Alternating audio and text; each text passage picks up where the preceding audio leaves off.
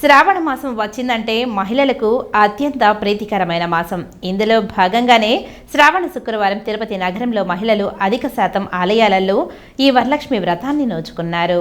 తిరుచానూరులోని శ్రీ పద్మావతి అమ్మవారి ఆలయంలో ఆస్థాన మండపాలు ప్రత్యేకంగా వరలక్ష్మి వ్రతానికి సంబంధించి పూజలను టీటీడీ ఏర్పాటు చేసింది.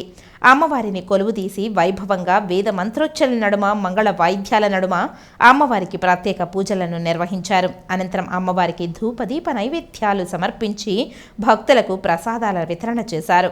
అలాగే మహిళలకు నోము దారాలను కూడా వితరణ చేశారు. అలాగే పట్టణంలోని కపిలతీర్థం, వెంగమాంబ ఇతర దేవతామూర్తుల ఆలయాలలో మహిళలు అక్కడికి చేరుకొని వరలక్ష్మి వ్రతానికి మొక్కుకున్నారు. వరలక్ష్మి వ్రతం స్త్రీలకు 5వ తానం చేకూరుతుందని విశ్వాసంతో మహిళలు యువతిని భక్తి శ్రద్ధలతో ఆచరించారు. సుబ్రహ్మణ్యాన్ని ఆహ్వానించి అతని సమక్షంలో అమ్మవారిని కొలువు తీర్చి పూజా కార్యక్రమాలు నిర్వహించారు. తొలుత వినాయకునికి పూజ చేసి దీపారాధన చేశారు. అనంతరం కలశ పూజ, చతుర్వేద మంత్రాలతో అమ్మవారికి లక్ష్మీ అష్టోత్తర స్తోత్రం పఠించారు. ఇందులో భాగంగానే శుక్రవారం వేకువజామున మహిళలు నిద్రలేచి పుణ్య స్నానాలు ఆచరించి కొత్త బట్టలు ధరించి తమ గృహాలలో అమ్మవారిని కొలువు తీర్చుకున్నారు.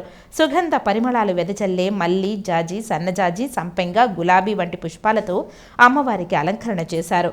పసుపు, గంధం, సుగంధం పరిమళాలను అమ్మవారిపై ప్రోక్షణ చేశారు.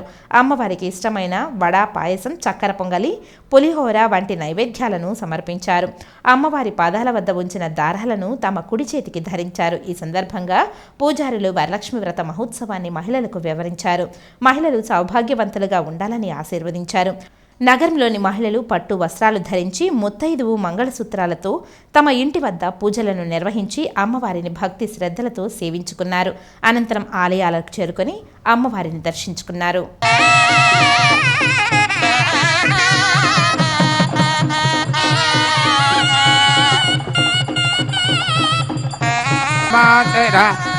మహత్వమహత్వవతి సర్వజ్ఞాప్తి సర్వజ్ఞ